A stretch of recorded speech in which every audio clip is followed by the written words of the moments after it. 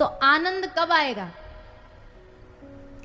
बोले आनंद तभी आएगा जो तुमने पहले सुन रखा है, सीख रखा, समझ रखा, पहले उसको मूल से जीरो करना पड़ेगा, कहने वाले को भी सुनने वाले को भी।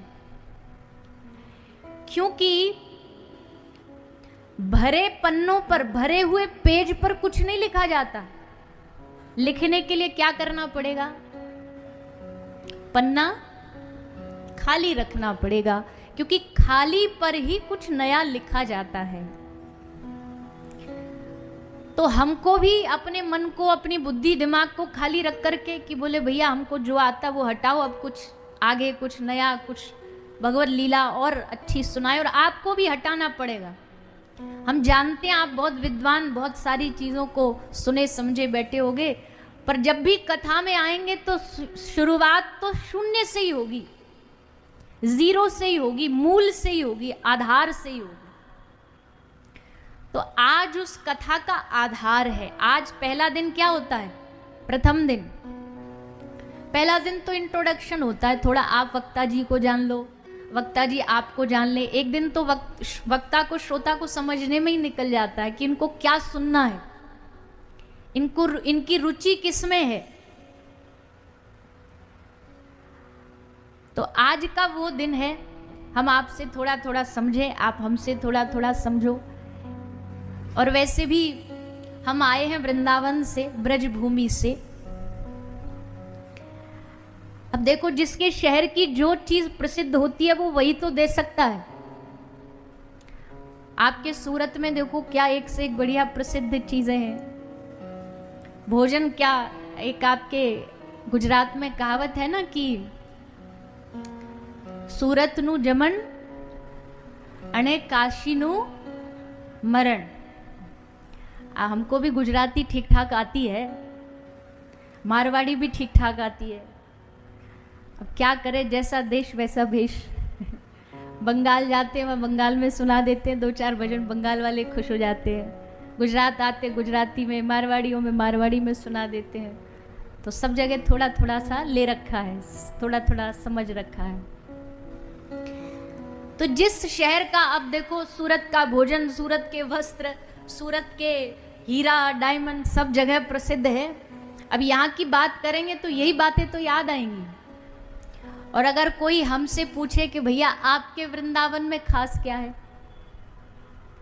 आपके वृंदावन में क्या खास है, बोलेगा भैया हमारे वृंदावन में पेड़ा बड़े अच्छे मिलते हैं, लस्सी बहुत अच्छी मिलती है, हमारे ब्रज की चाट बड़ी, ये सब खाने की बात अलग है। पर और क्या प्रसिद्ध है ब्रज का? वृंदावन किस चीज के लिए जाना जाता है? चलो, पहला दिन है, हम आपके सामने 3 ऑप्शन रखते हैं। आपको कैसी वाली कथा सुननी है आप हमें बताइए, फिर हम प्रयास करेंगे उन तीनों ऑप्शनों में से ही आपको कथा सुनाने का प्रयास करें। तैयार हो 3 ऑप्शन सुनने को? आप फिर बताइए। पहला ऑप्शन है भगवान की कथा, कई वैसे तो एक ही होती है पर अलग अलग कहने का भाव होता है। एक कथा है, पहला जो आपका ऑप्शन है वो है प्रेम, प्रेम की कथा। पहला ऑप्शन क्या है? प्रेम। दूसरा ऑप्शन, दूसरा ऑप्शन है प्रेम, दूसरा ऑप्शन है प्रेम, और तीसरा ऑप्शन है, आहा कितने समझदार हैं। मतलब कि आपके पास कोई, देखो माइक हमारे हाथ में, कथा हमको कहनी, तो हमारे ब्रज में जो हमको बचपन से महापुरुषों ने घुट्टी गोल गोल के पिलाई है, हम तो भैया वही कथा करेंगे, आपको पसंद आए चाहे नहीं आए। हम प्रेम और भक्ति के अलावा तीसरा हमको कोई सब्जेक्ट आता ही नहीं है। हमको जीवन में हमें किसी ने सिखाया नहीं। ज्ञान की बातें थोड़ी बहुत भागवत के माध्यम से जो ज्ञान है वो बता देंगे, वैराग्य भागवत के माध्यम से जो बता देंगे, पर मूल में तो प्रेम ही रहेगा, क्योंकि ब्रज की पहचान ही प्रेम से है। सारी धरती पर अगर किसी को प्रेम को अपने हृदय में अंतर्गत करना है, हृदय में बसाना है, तो आंख मूंद के सीधा पहुंच जाओ। कहा? श्री वृंदावन धाम। वहां पग पग पर प्रेम नृत्य करता हुआ, भक्तिर नृत्यति यत्र च, भक्ति नाचती हुई वृंदावन के ब्रज के कोने कोने में आपको दिखाई दे जाएगी। इसलिए ये भागवत भक्ति का ग्रंथ है, ये भागवत प्रेम का ग्रंथ है, ये भागवत भगवान को पाने का रास्ता है, ये भागवत भगवान से रिश्ता जोड़ने का, संबंध गांठ बांधने का साधन। हम आपसे पहले दिन ही निवेदन कर दें, यहां जो कोई भी कोई और भावना लेकर के आया हो ना, तो वो भावना आज ही से मिटा दीजिएगा। यहां भागवत कोई मनोरंजन का मन बना के लाया हो कि भैया व्यास जी वृंदावन वाले आ रहे हैं, ये तो नचाएंगे बहुत, हाँ नचाएंगे बीच बीच में, ऐसा नहीं नचाएंगे, पर उससे कथा दब जाए या कथा का मूल दब जाए, ऐसा तो नहीं करेंगे। क्योंकि आप सब यहां सुनने क्या आए हैं? भगवान की कथा पाने क्या आए हैं? बोले कोई यहाँ कोई और विषय पाने आया हो, कोई यहाँ ये सोच के आया हो भाई कथा सुनेंगे, कथा सुन करके मुक्ति मिल जाती है। मुक्ति वाले कितने लोग हैं? जरा हाथ उठा के बताइए। हैं अभी तो 50-100 लोग। कोई नहीं, 7वें दिन तक आते आते आप मुक्ति भी भूल जाओगे, मुक्ति भी कोने में हो जाएगी और भगवान से कहोगे हे नाथ देना है तो दीजिए जन्म जन्म का साथ। हम तो संग मांगने आए प्रभु आपका, हमें मुक्ति नहीं चाहिए, हमें स्वर्ग नहीं चाहिए, हमें कोई मोक्ष आदि का पद नहीं चाहिए। देना है तो अपनी भक्ति दो, अपना संग दो, अपना साथ दो, क्योंकि सारी दुनिया में कोई भी चीज कहीं से मिल सकती है, पर सत्संग से क्या मिलता है? एक बहुत पुराना भजन गाते हैं महाराज जी, बहुत मैयाएं गाती हैं उसको, आप सबको भी शायद आता ही होगा। सत्संग से क्या होता है?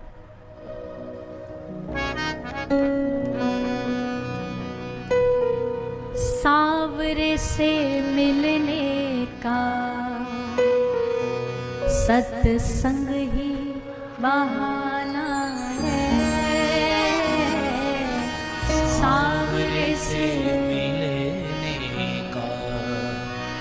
सत्संग ही बहाना है।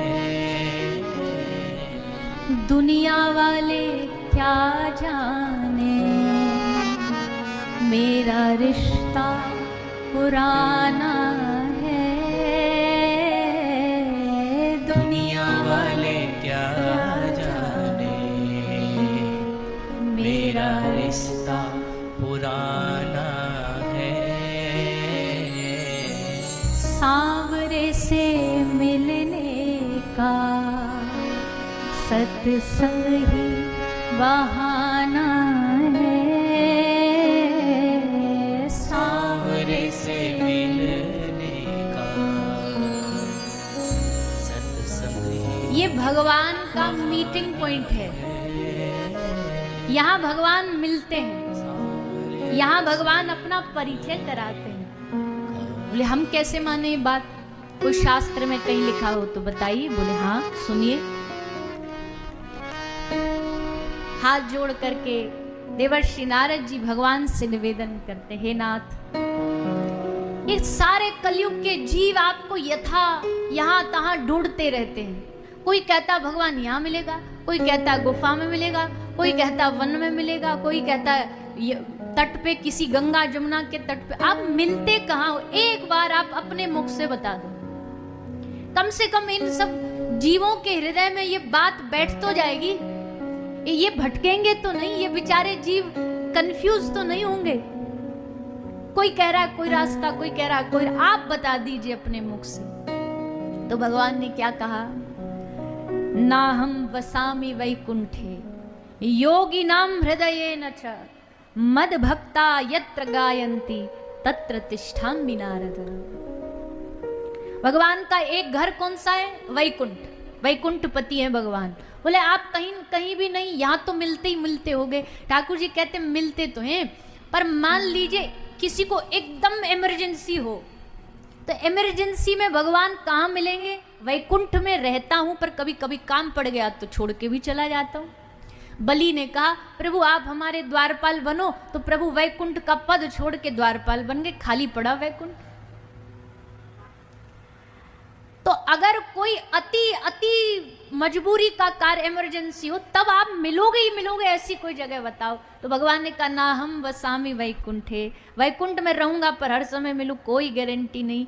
योगी नाम हृदय न छे, योगियों के चित्त में रहता हूं, पर वहां कुछ गड़बड़ हुई तो वहां से भी छोड़ के जा सकता हूं। तो फिर प्रभु आपका परमानेंट एड्रेस क्या है? बोले मद भक्ता यत्र गायंती तत्र तिष्ठामि नारद।